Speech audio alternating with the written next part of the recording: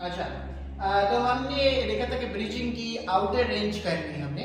Bridging की outer range जब हम कर लेते हैं तो अब ब्रिजिंग की इनर रेंज के ऊपर आते हैं। ब्रिजिंग की इनर रेंज के लिए हमें सबसे पहले क्या करना है कि बेड की हाइट को कम कर देना है। अगर बेड की हाइट इतनी कम नहीं हो सकती तो इधर एक स्टूल ले आना है, ठीक है।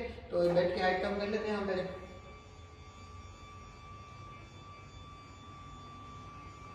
इतना कम करना है कि ये जब पाँव जो है नीचे करे तो पाँव का नीचे लग सके, ठीक है।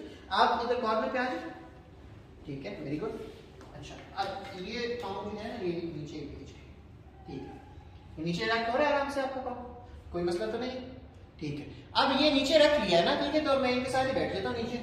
अब इसमें करना क्या है हमने कि इनकी नी को मैं थोड़ा सा स्टेबलाइजेशन दे दूंगा और इनको मैं बोलूंगा कि इस हिप को उठाने की कोशिश करें, इस हिप को एलिवेट करें, वेरी गुड, ठीक है, नीचे फिर से उठाएं, ठीक है, नीचे फिर से उठाएं, ठीक है, नीचे फिर से उठाएं, ठीक है। तो अब यहाँ पे हो क्या रहा है कि हम लोग इसमें करा रहे ब्रिजिंग ही है, लेकिन ये इनर रेंज ब्रिजिंग है। यहाँ पे भी हिप पे एक्सटेंशन ही हो रही है, तो हम एक्सटेंशंस को ही काम कर रहे हैं। बैठ जाए, ठीक है, बैठ जाए, ठीक है। तो यहाँ पे मैं आपको एक बार एक चीज बता देता हूँ कि एक पेशेंट है, अब वो इस तरह बैठा हुआ है, ठीक है, और वो इधर बैठने से उठ नहीं सकता, ये चीज नहीं कर सकता।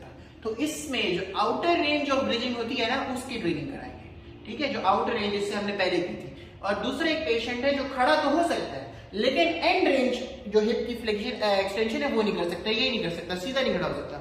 वो एंड रेंज जो एक्सटेंशन है वो नहीं कर सकता, वो थोड़ा सा ऐसे खड़ा होता है, ठीक है।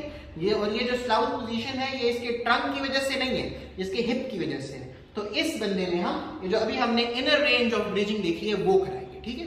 इनर रेंज आउटर रेंज जब एक पेशेंट में हो जाए, दोनों में अगर उसकी हिप की एक्सटेंशन को ट्रेन कर लिया है हमने, इसके बाद अब इसको हम सिट टू स्टैंड में ट्रेन करेंगे, ठीक है। सिट टू स्टैंड इससे पहले हमने फ्लेक्शन में जो देखी थी तो उसमें हम सिर्फ प्री एक्सटेंशन फेज में जाते थे। यहाँ पे अब हम एक्सटेंशन फेज को मेनली ट्रेन करेंगे, ठीक है।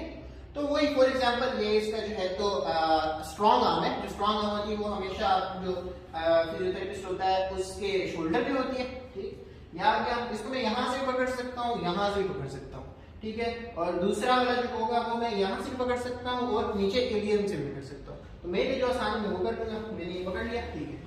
अब मैं आपको जब कमांड दूंगा तो आपने उठने की कोशिश करनी, ठीक है। चल, forward up and down, again up and down, up down, forward and up and down. तो इतना हमने कर लिया है। अब हमारे जो पेशेंट है इनको हमने सिट टू स्टैंड में भी हिप की जो एक्सटेंशन है उसको ट्रेन कराया। यहाँ पे एक चीज और हमें ऐड कर देनी चाहिए कि इधर जब हम कर रहे हैं, ठीक है, तो आप उठे, यहाँ पे अगर हम देखें तो हिप के फ्लेक्सर्स जो है वो कंसेंट्रिकली काम कर रहे हैं, वापस जाए। अब इसमें भी हिप की एक्सटेंशन जो है तो वो काम कर रही है लेकिन इसेंट्रिकली, ठीक है। और जब वो ऊपर खड़ा होके होल्ड कर रहा था उस टाइम पे वो एक्सटेंसर्स का कंट्रोल है। तो इस तरह से हमने हिप के एक्सटेंसर्स को ट्रेन किया। इससे पहले हिप के फ्लेक्सर्स को ट्रेन किया हुआ था हमने। जब ये दोनों ट्रेन हो जाएं तो इस पेशेंट को हम स्टेप ट्रेनिंग और गेट ट्रेनिंग होती है उसकी तरफ लेके जाते हैं। Thank you.